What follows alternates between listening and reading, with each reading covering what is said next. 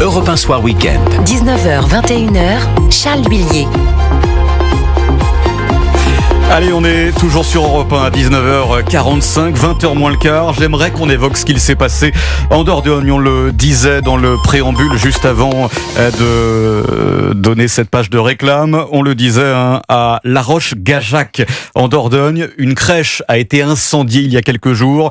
Et c'est vrai que cette crèche était installée près de la mairie temporairement. Elle avait été fabriquée par un petit artisan municipal avec l'aide des agents communaux. Et c'est vrai que le maire, Jérôme Perra, est anéanti après ce qu'il s'est passé. Je vous propose de l'écouter. Il faut comprendre ce que c'est des panneaux successifs en trompe-l'œil, quasiment en grandeur nature. La Vierge Marie, Saint-Joseph, l'enfant, les animaux, le tout déposé dans un décor de paille sur des palettes de bois. C'est une œuvre d'un artiste local qui est un spécialiste du trompe-l'œil. Il en a fait don à la commune, mais tout avait brûlé. Ça pourrait être beaucoup plus dramatique encore parce que les flammes ont léché les poutres de la halle sous laquelle tout ça est exposé. C'est un endroit humide, venteux, il faisait -2. Il n'y a pas de bougie, il n'y a pas d'électricité, quoi que ce soit qui puisse prendre feu tout seul. Il y a une enquête qui est en cours et je vais déposer une plainte demain où je pense que je vais me constituer partie civile au nom de la commune. L'enquête va nous aider à comprendre un peu plus si c'est volontaire. Donc oui, à ce stade, ça penche quand même sérieusement pour un feu mis volontairement. On va pas arrêter cette tradition. Okay. Encore une fois, elle n'a pas une charge forcément religieuse. C'est traditionnel, c'est familial, mais prendre l'événement pour ce qu'il est, c'est-à-dire, il est grave. Ça veut dire vraiment il n'y a aucun respect. Voilà, Jérôme Perra, maire de La Roche-Gajac, le village où cet incendie s'est produit, l'incendie de cette crèche. Alors, Véronique Jacquier, Jules Torres, il y a plusieurs profils parmi ceux qui, parce que évidemment c'est criminel, il y a plusieurs profils parmi ceux qui dégradent des lieux très connotés religieusement. Il y a évidemment celui qui a été traumatisé par les cours de caté et qui vient pour se venger. Ça, à la rigueur, le profil le moins inquiétant. Il y a, certains intellectuels de gauche, souvent issus des mouvements de libre pensée ou issus de la Ligue des droits de l'homme. LDH. Voilà, la fameuse LDH. Et puis, il y a également les profils radicalisés qui viennent d'autres chapelles. Pardonnez-moi pour le jeu de mots. Qu'est-ce que ça vous inspire, ce qui s'est passé à La Roche-Gajac? Véronique Jacquier. Alors, à La Roche-Gajac, c'est 430 habitants. Oui. Donc, c'est vraiment une toute petite commune. Tout le monde se connaît. On imagine bien. C'est quand même ubuesque, surtout que cette crèche avait été façonnée par un artisan local, avec des bénévoles. Donc, effectivement, soit c'est un traumatisé du caté local, mais ça paraît peu plausible. Soit c'est quelqu'un qui n'a pas compris la laïcité, et c'est un très mauvais joueur par les temps qui courent, parce que voilà, mettre à sac une crèche qui représente la naissance de l'enfant Jésus, tout ce qu'il y a de plus innocent, tout ce qu'il y a de plus doux, enfin voilà, qui représente l'amour et puis qui est quand même quelque chose de sacré, universel, pour des millions de chrétiens et qui est universel en plus. Ça paraît un petit peu insensé. Alors une laïcité mal comprise, un acte fondamentalement antichrétien. Moi, ce qui me marque, il y a de plus en plus d'actes antichrétiens. Les chiffres du ministère de l'Intérieur pour 2023, parce qu'on n'a pas encore ceux de 2024, c'est 1000 actes antichrétiens. Alors bien entendu, depuis le 7 octobre, on n'oublie pas non plus la flambée des actes antisémites, mais les actes antisémites, ce sont parfois ou souvent malheureusement des agressions physiques de personnes, alors que les actes antichrétiens, ce sont par exemple justement des crèches qui brûlent, ou des tags dans les églises, ou des profanations d'hosties. Donc c'est tout aussi grave, parce que pour le catholique ou le chrétien, on a touché quand même au corps du Christ, donc à ce qu'il y a de plus sacré en matière de religion. Là, et puis pour un acte, pour un gendarme qui va prendre note et qui va relater les faits, c'est pas forcément très grave. Donc là, ce qui me marque, c'est que il y a une décomplexion dans le fait de s'attaquer à ce qu'il y a de plus sacré, non seulement pour les chrétiens, mais comme l'a dit le maire Jérôme Perra, à ce qu'il y a aussi tout simplement d'éminemment respectable en termes de culturel.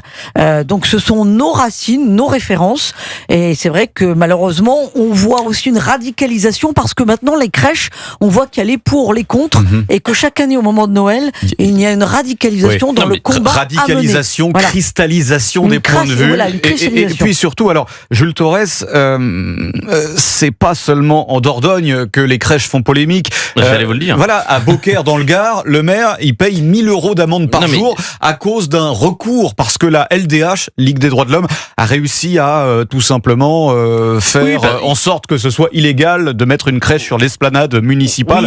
Enfin, on marche sur la tête. Vous me pardonnerez si je me trompe, mais je n'ai pas vu de communiqué de la Ligue des droits de l'homme sur cette attaque contre une crèche dans une église. En revanche, la Ligue des droits de l'homme, plutôt que de s'intéresser à des véritables sujets, à des véritables menaces qui sont aujourd'hui l'hydre islamiste, qui sont aujourd'hui un certain nombre d'autres menaces, il préfère aller s'attaquer, comme chaque année, à cette crèche de Noël à Beaucaire, dans une mairie Rassemblement National, et c'est sans doute peut-être ça le vrai sujet, finalement, derrière. Donc on voit bien les priorités de la Ligue des droits de l'homme qui ne fait finalement qu'embêter des habitants qui, je le rappelle, sont 98% à Beaucaire à vouloir que cette crèche siège dans la mairie, bien que ce soit interdit depuis 1905. Mais la vraie différence, c'est que dans les années 1920, dans les années 1930, dans les années 1950, 1960, il n'y avait pas la Ligue des droits de l'homme pour aller embêter des maires qui mettent des crèches dans leur mairie. C'est tout récent. Le fait qu'il y ait des pillards qui vont endommager, dégrader des églises et des crèches, ça c'est pas nouveau. Je parle sous le contrôle de Véronique Jacquet, vieux comme l'église, si je puis dire. En revanche, aujourd'hui, on a des véritables ennemis de l'intérieur qui, plutôt que de s'intéresser aux vraies menaces extérieures, vont s'en prendre à des maires qui, honnêtement, ne sont pas un grand danger. Mettre une crèche dans une mairie, aujourd'hui, il y a pire pour la sécurité de l'État. Et juste avant de vous donner la parole, Véronique Jacquier, j'aimerais quand même, et attention, il n'y a pour l'instant aucun lien et je ne fais aucun rapprochement entre la Ligue des droits de l'homme et ce qui s'est passé en Dordogne. Attention, voilà, je le dis et je nous sécurise. Mais je vais quand même reprendre un tweet d'il y a quelques heures de la Ligue des droits de l'homme qui, plutôt que de condamner par exemple ce qu'il s'est passé en Dordogne, préfère tweeter, je cite, « Au moins 15 heures de travail par semaine seront requis pour pouvoir bénéficier du RSA. La LDH partage les inquiétudes de ceux qui dénoncent une grave atteinte à l'universalité, j'y arrive, des droits et appelle à l'abrogation de la réforme. » Voilà un petit peu sur quoi communique la Ligue des droits de l'homme.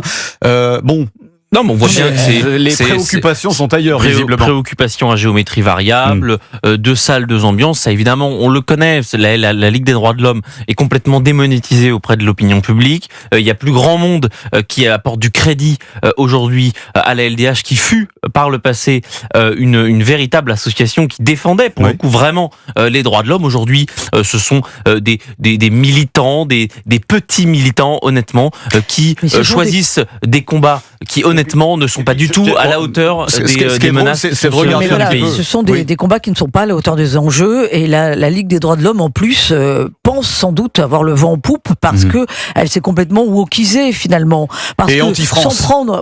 Sans prendre aux racines chrétiennes de la France, sans prendre à ces repères culturels sur lesquels il y a un consensus, c'est-à-dire qu'effectivement la population est pour garder ses crèches, la population est pour garder ses décorations de Noël. Vous avez bien vu dans les villes qui ont essayé d'éradiquer ça, comme elles y reviennent lentement mais sûrement, tellement l'ambiance est triste. Et la Ligue des droits de l'homme, Véronique, pardonnez-moi, mais qui est contre tous les signes chrétiens qu'il peut avoir dans la société alors qu'on a 1500 ans d'histoire de culture chrétienne, ne voit aucun intérêt, ne voit aucun problème et d'ailleurs monte au créneau quand il y a l'interdiction de l'abaya à l'école, décidée par Gabriel Attal. Mais c'est pour ça qu'il y a vraiment deux poids et deux mesures. Et il faut saluer d'ailleurs le courage de bien des maires, parce qu'ils le savent maintenant, ils savent que chaque année, chaque fois qu'ils installent une crèche, forcément la Ligue des droits de l'homme va leur tomber dessus. Et d'ailleurs la LDH se félicite à l'instant, enfin c'était il y a 6 heures, donc il y a quelques heures, la LDH là s'auto-congratule sur Twitter.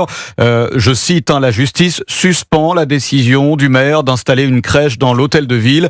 La LDH se félicite de ce rappel au droit, au principe de neutralité des services publics et n'aura de cesse que de lutter pour le respect du principe de laïcité. Ça c'est par rapport à Beaucaire dans le Gard, voilà.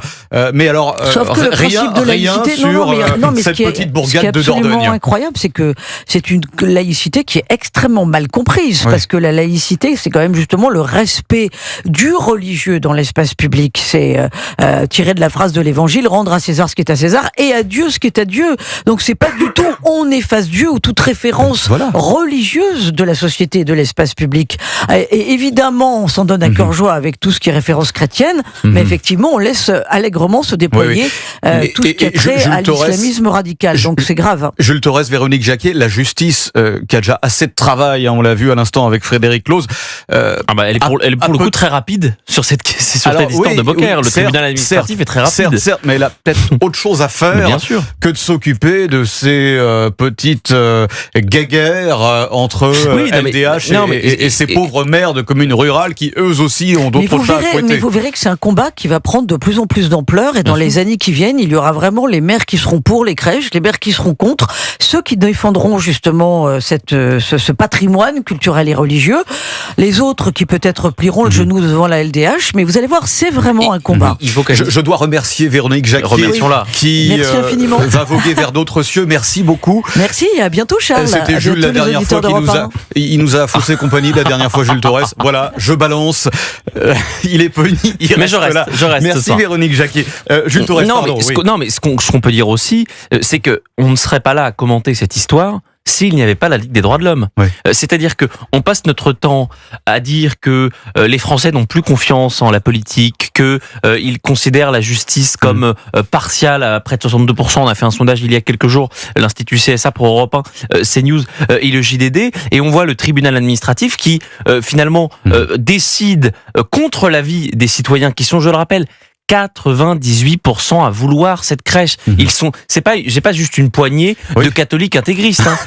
C'est une majorité de la population qui a voté pour le maintien de cette crèche. Et finalement, on a des juges, dont la couleur a priori se rapproche plutôt du rouge a priori, qui condamnent à une astreinte de 1 000 € par jour un maire qui décide d'une chose, d'écouter ses citoyens.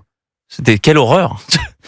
Donc on voit bien là, encore une fois, qu'il va y avoir une déconnexion entre ce que veulent les Français, ce que veulent les concitoyens d'une commune, et une justice qui ne fait qu'écouter la loi, qui est l'application de la loi dans ce qu'elle a de plus mauvais. Bon, ça n'augure rien de bon tout ça. Vous pensez que ces tensions autour des crèches peuvent peut-être se calmer lors des prochains Noël?